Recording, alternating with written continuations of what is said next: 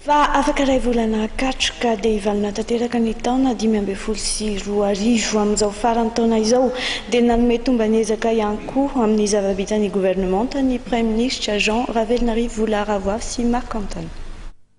Betsaka ny zava-bita tao anatin'izay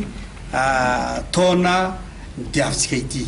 ary tao anatin'le zato andro voalohany hitatsika reny ny zato andro faharoa vita sy nangalana satria sasany moa rehefa manao dia angalana trompety mba atao hoe inanao inany vita fa natao ny asa araky n'izay fahitana anazy ary ny asa dia vita tanteraka ary ara-dalàna porofon'izany iny hoe raha hitatsika reny dingana vita lehibe reny nahafahana niditra amin'le sinoa sonia tamin'ny Union européenne zay asa 523 millions d'euros angambany totalin'igny igny vola iny zany maninona moa iny vita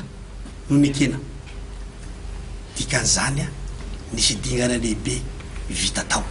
ary nahitatsika fa ny Union européenne ankehitriny dia efa mandeha am'ireo ankolafy rehetra zay amin'ny fitsinjarana an'iny sy fampiasana an'iny vola iny voatsela angamba tamin'iny herinandro iny izy dia nikaondoha tao amin'ny assemblée afana mamaritra an'izay fampiasana an'izay vola zay misy 126 millions d'euros eto hoe 133 millions d'euros eto hoe 13 millions d'euros etsy sy ny karazany 95 millions eto 95 millions d'euros etsy dikan'izany zany